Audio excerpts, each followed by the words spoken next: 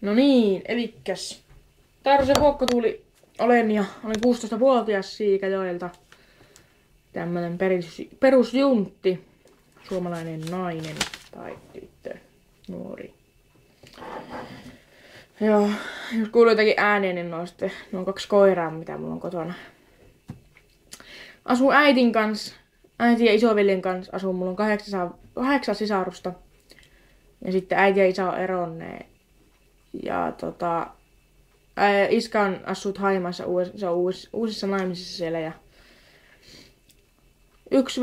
yksi veli asuu Norjassa, Oslossa, loput onkin sitten ympäri Suomea. Niin Utsjoelta, Karikasniemestä tuonne Vantaalle asti. Siinä välillä. Mä oon luonteelta aika semmonen suorasanainen ja yllättävän herkkä. Hauska ainakin omasta mielestään ja mitähän sitä äänekäs.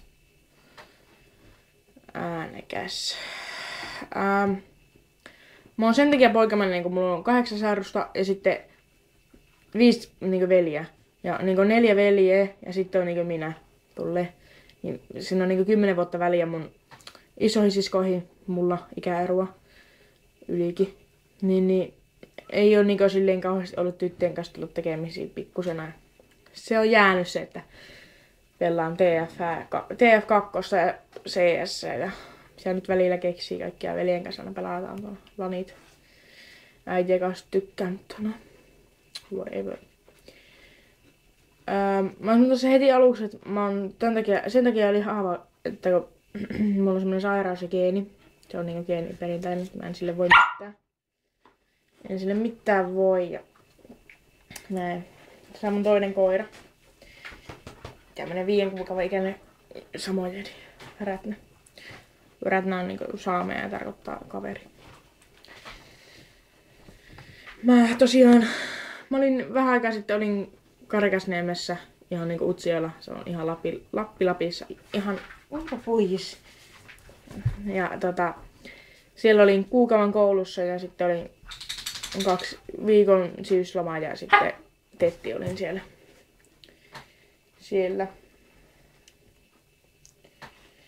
Ja miksi mä tekisin vlogeja, niin sen takia, koska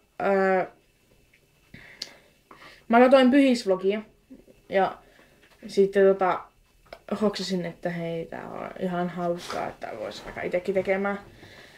En tiedä, toisaalta vois tehdä itelle jotakin videopäiväkirjaa. Näin, jos kunnon kamera, niin vois tehdä niin oikeesti, mutta ei oo oikeesti kameraa. Ajattelin, että kesällä, jos kesätöistä palakan, niin tai sitten kun saan, niin sitten niillä ostaa sitten kunnon kamera. Ja voi sitten tehdä. Koska muutenkin haluaisin vaan kuvailla oikeastaan aika paljonkin. Varsinkin tätä koiraa, kun se on niin suloinen. 2 samojeedia tosiaan. Äitillä on 8 vuotta on tuo isompi Nalle.